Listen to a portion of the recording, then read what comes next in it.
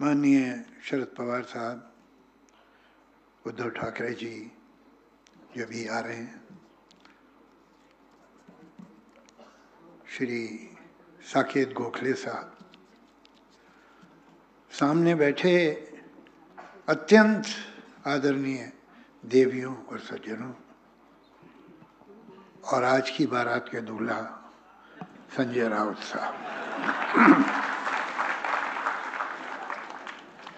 ये इंसान के शरीर में जो उसके सर के अंदर एक चीज़ होती है जिसे हम मस्तिष्क कहते हैं, दिमाग कहते हैं, ये एक अजीब कंप्यूटर है। ये हमारे जन्म लेने से पहले चलना शुरू कर देता है और फिर हम जन्म लेते हैं तो ये 24/7 चलता ही रहता है। हम सो जाएं, हम बेहोश हो जाएं, हमारा मस्तिष्क जो है, ब्रेन जो है, वो चलता ही रहता है। वो सपने देखता है, कुछ करता है, लेकिन काम करता रहता है। और कभी कभी जब हम मेडिकली डेड अनाउंस कर दिए जाते हैं, फिर रिवाइव होते हैं, तब भी वो चल रहा होता है। पूरे जीवन में ये जो ब्रेन है, ये एक ही बार रुकता है और पूरी तरह रुक जाता है, जब आपको एक ऐसी किताब के बारे में बोलना पड़ता है जो आपने पढ़ी नहीं। अब अगर आप पुस्तक के बारे में नहीं बोल सकते तो फिर चॉइस ये होती है कि पुस्तक को लिखने के वाले बोलिए। मैं घड़ी नहीं मेरे पास, लेकिन शायद अभी IPL मैच शुरू हो गया होगा, कई दिनों से रुका हुआ था। हमारे संजय जी भी बाई टेम्परामेंट T20 के प्लेयर हैं। ये बैक फुट पे बॉल रोकने को नहीं मानते, ये क्रीज से बाहर निकल के चौवा और छक्का ही मारते हैं, और इन्हें डर नहीं लगता कि हो सकता है स्टंप भी हो जाए, मगर ये तो बॉल को बाहर ही निकालने की फिक्र में रहते हैं। मेरी इनसे कैसे परिचय हुआ और कैसे इतना मोहब्बत का रिश्ता बना, ये मैं थोड़ा सा आपको बताना चाहूँगा। जैसे किसी भी जनतंत्र में एक असेंबली, एक पार्लियामेंट की ज़रूरत है, अलग अलग विचारधारा की पार्टियों की ज़रूरत है, उनमें इलेक्शन की ज़रूरत है, एक अगर हो सके तो ईमानदार मीडिया की भी ज़रूरत है।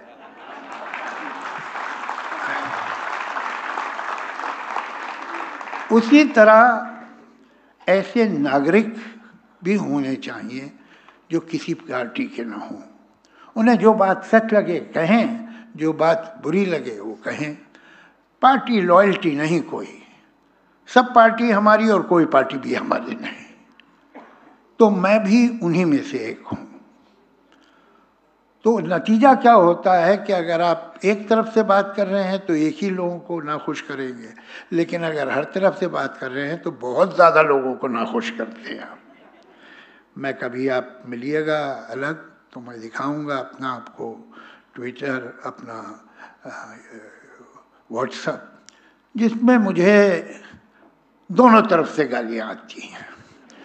ऐसा नहीं है, मैं बहुत थैंकलेस हूँगा और ये ना कहूँ कि बहुत से लोग अप्रिशिएट भी करते हैं, बहुत से लोग हिम्मत भी बढ़ाते हैं, तारीफ भी करते हैं, प्रशंसा भी करते हैं, लेकिन ये भी सच है कि मुझे इधर से भी जो एक्सट्रीमिस्ट गाली देता है और उधर का एक्सट्रीमिस्ट भी गाली देता है।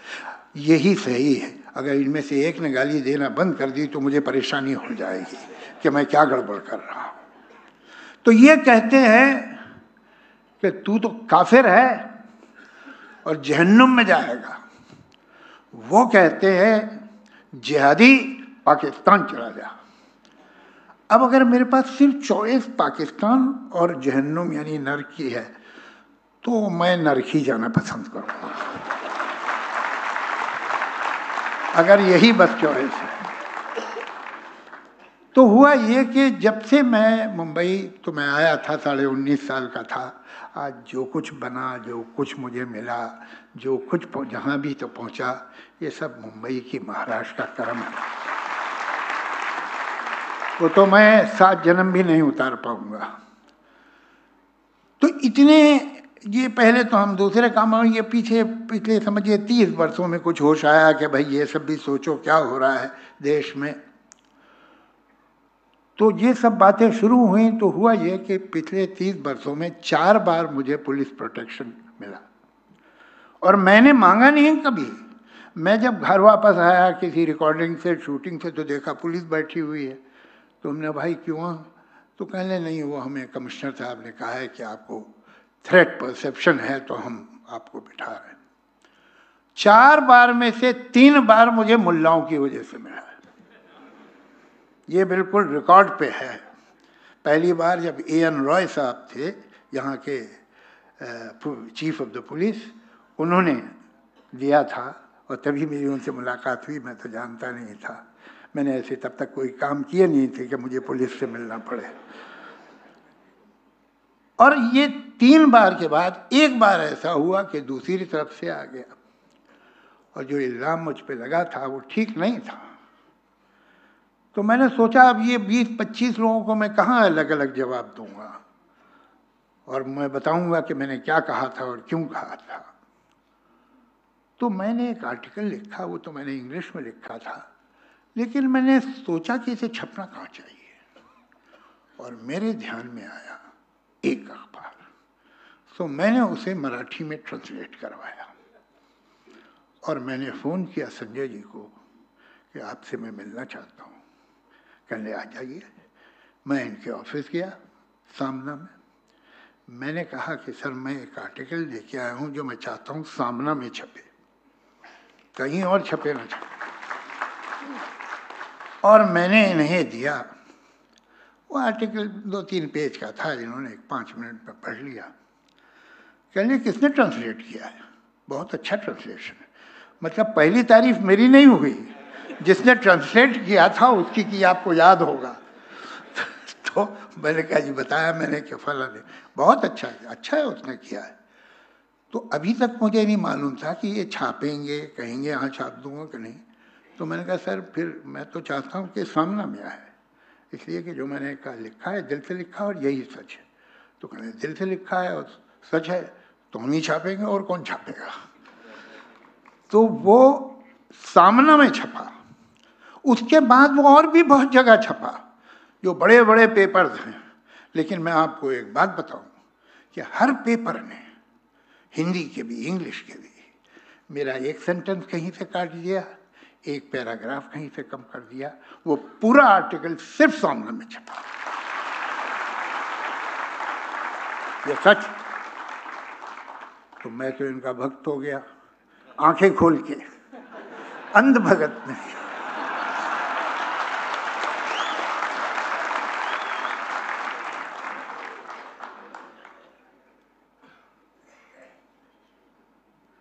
उस दिन ये फैसला हो गया था कि अगर ये कभी जेल गए और फिर उन्होंने जेल के बारे में किताब लिखी और उसका विमोचन किया और मुझे बुलाया तो मैं जाऊंगा। उसी दिन ये फैसला हो गया। क्या वजह क्या है? आप देखिए, अगर ये जेल का भी इतिहास बड़ा अजीब है। सारी दुनिया में न जाने कितनी बड़ी बड़ी किताबें जेल में लिखी गई हैं या जेल के बारे में लिखी गई। My Experiments with Truth, Mahatma Gandhi, Discovery of India, Jawaharlal Nehru, Gulag Archipelago, Solzhenitsyn. Poetry भी बहुत ज़बरदस्त की गई है। एक वो है एडवर्ड किंग, उसने माई पोएम्स इन जेल। फैज़ अहमद फैज़ जो अनडिवाइडेड इंडिया का बहुत बड़ा पोएट था, वो उधर पाकिस्तान में रह गया, उसकी पूरी सज़ा भी मिली उसे, ज़्यादातर जेल में रहा, नहीं तो देश निकाला मिला, बाहर रहा, बैरूत में, इंग्लैंड में, जहाँ भी। उसने जेल में बहुत बरस काटे और जेल पे बहुत कविताएं लिखी। मैं 2-3 लाइनें आपको सुनाता हूँ कि कैसे उसने जेल की सुबह को डिस्क्राइब किया है।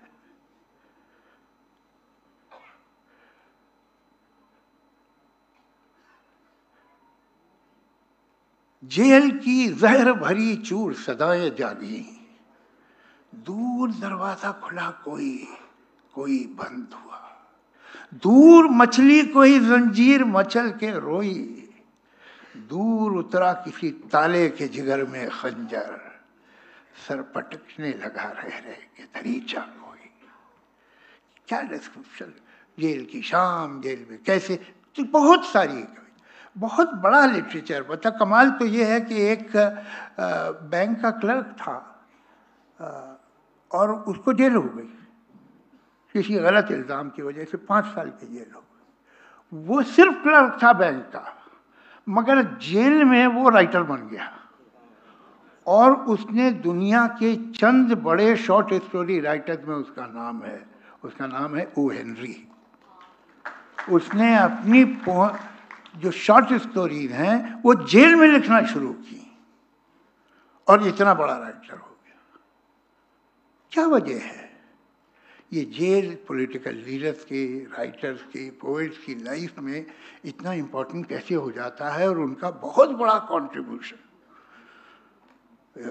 ऐसा होता है। जब वो जेल में थे तो या वो किताब उन्होंने अपने जहन में बनाई थी, सोच में बनाई थी, या लिख ली थी। आजकल तो शायद लिखना मुश्किल होगा, इसलिए कि मुझे बता रहे थे संजय जी के अंदर तो पेन ले जाने नहीं देते हैं। पेन बहुत बड़ा हथियार है ना, ये सच कहते हैं, बहुत बड़ा हथियार है, इसमें कोई शक नहीं। इसका घाव जो है वो सदियों में भी नहीं भरता। तो इन्हें पेन नहीं ले जाने दिया गया था, तो फिर इन्होंने याद किया होगा, सोचा होगा और बाद में लिखा। ये बिल्कुल ऐसा है जैसे वो एक है कि हरिवंश राय बच्चन जी की एक लाइन है कि जीवन की आपाधापी में कब वक्त मिला ये सोच सकूं, जो किया कहा माना उसमें क्या बुरा भला। ये जीवन की आपाधापी आपको सोचने का मौका ही नहीं देती। जैसे कि हमारे जो चरिंदे हैं, वो जानवर जो चरते हैं, वो जब जाते हैं मेडोज में, घास के मैदानों में, तो जल्दी जल्दी जल्दी जल्दी जल्दी जल्दी चल लेते हैं जितना भी हो सके। लेकिन जब वापस अपने ठिये पे आते, अपनी जगह पे आते हैं रात को, तो फिर बैठ के वो जुगाली करते हैं। वो जो उन्होंने निगल लिया था जल्दी में, उसे वापस मुंह में लेके चबाते हैं और उसको पूरा मजा लेते हैं। शायद हम लोग भी जुगाली करते हैं। जिंदगी तो इतनी तेज गुजर रही है, इतना कुछ हो रहा है, कहाँ वक्त मिलता है कि ठहर के देखें, सोचें उसके बारे में। एक जिंदगी एक रेलवे स्टेशन की तरह हो गई है कि जहाँ हम अपने डब्बे ढूंढ रहे हैं और डब्बा मिल गया तो सीट ढूंढ रहे हैं। वो तो जब मिल जाती है, जब ट्रेन चलती है, अब कुछ नहीं करना है, तब सोचने का मौका मिलता है। तो शायद बड़ी गलती करते हैं हुकूमतें पूरी दुनिया की कि अपोजिट लीडर, अपोजिशन के लीडर्स को जेल में भेज देती हैं, उन्हें सोचने का मौका मिलता है। ऐसा नहीं करना चाहिए, उन्हें बिजी रखो बाहर। तो मैं अब ये तो नहीं कह सकता कि संजय जी फिर आप जेल जाए तो फिर एक किताब लिखिएगा, लेकिन ये ज़रूर कहूँगा कि ये किताब लिख के आप हमारी कम्युनिटी में, राइटर्स की कम्युनिटी में आ गए हैं, तो अब हम उम्मीद करेंगे कि जेल के बाहर भी आप लिखते रहेंगे। धन्यवाद।